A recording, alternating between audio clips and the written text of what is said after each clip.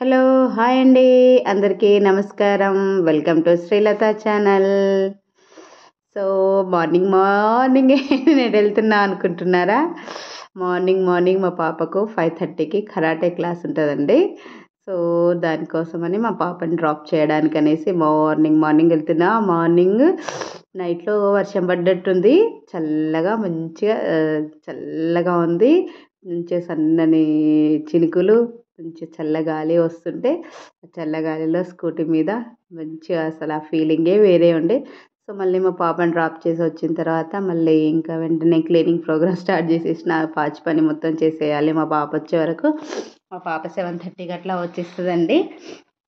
So ఈరోజు Saturday కాబట్టి నేను 7 శనివారాల వ్రతం చేస్తున్నాను కదా. సో అందులో భాగంగా ఈరోజు 4వ శనివారము. సో ఈరోజు ఇంకా క్లీనింగ్ ఎక్కువగానే ఉంటుంది. సో ఈరోజు 4వ శనివారము చేస్తున్నానండి.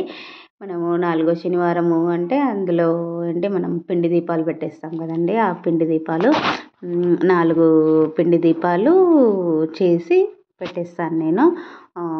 పిండి దీపాలు అంటే ఒక్కొక్కరు ఒక్కొక్కలాగా చేస్తారు.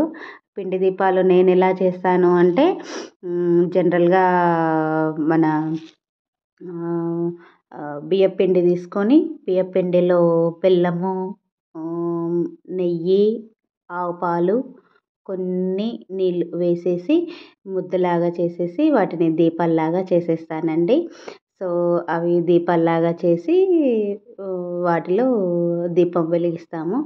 సో ఇక్కడ మొత్తం పాచి పని అంతా అయిపోయిన తర్వాత మళ్ళీ మా పాపని తీసుకొని వచ్చి మా పాప ఫ్రెష్ అయిన తర్వాత నేను ఫ్రెష్ అయిన తర్వాత రెడీ అవుతున్నాము. నాకు కెమెరా ఎవరు అంటే మా పాపనే.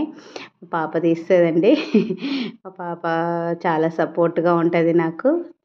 9 ఇయర్స్ పాపనే కానీ చాలా సపోర్ట్ ఇస్తుంది నాకు. సో మా పాపని తీస్తుంది వీడియో.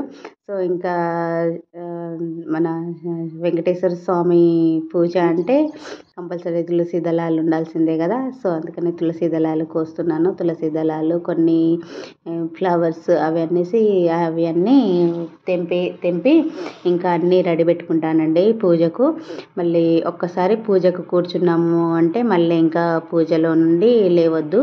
సో అందుకనేసి పూజకు కూర్చునే ముందు అన్నీ రెడీ పెట్టేసుకొని ప్రసాదాలతో సహా అన్నీ రెడీ పెట్టేసుకొని నేను పూజకు కూర్చుంటానండి. సో 7 శనివారాల వ్రతం అంటే 7 శనివారాల వ్రతం చేస్తే చాలా మంచిదండి. నాకైతే పర్సనల్గా చాలా కలిసి వచ్చింది. నేను ఎన్నిసార్లు చేస్తానో అసలు ఒక సంవత్సరంలో నాకు ఒక 3 సార్లు అయినా నేను చేస్తా కావచ్చు 7 శనివారాల వ్రతము.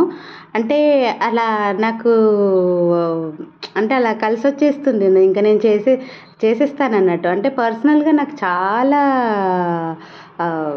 చాలా ఇదైపోయింది. అంటే నేను పర్సనల్గా స్వామివారికి చాలా కనెక్ట్ అయిపోయాను. ఎలా అంటే నాకు స్వామివారిని తలుచుకుంటే నాకు ఇట్లా కళ్ళల్లో నీళ్ళు వచ్చేస్తాయండి. అది చెబితే ఓవర్గా అనిపిస్తుంది కావచ్చు కానీ అది ఎక్స్పీరియన్స్ అయితే కానీ తెలీదు. నేను సంవత్సరంలో 2 సార్లు కంపల్సరీ నేను తిరుపతికి వెళ్తాను.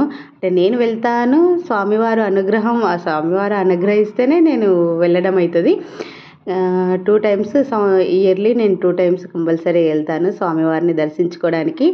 ఆ స్వామివారిని తలుచుకుంటేనే, ఆ స్వామివారిని చూడగానే నాకు కళ్ళల్లో ఇట్లా వచ్చేస్తాయండి. సో అది అంత క్లియర్గా నేను ఎక్స్ప్లెయిన్ చేయలేను కానీ అట్లా ఆ భావం నాలో ఉంటుంది స్వామివారిని తలుచుకోగానే. సో ఇంతేనండి ఈరోజుతో నా వీడియో. థ్యాంక్ యూ అండి. Thank you very much.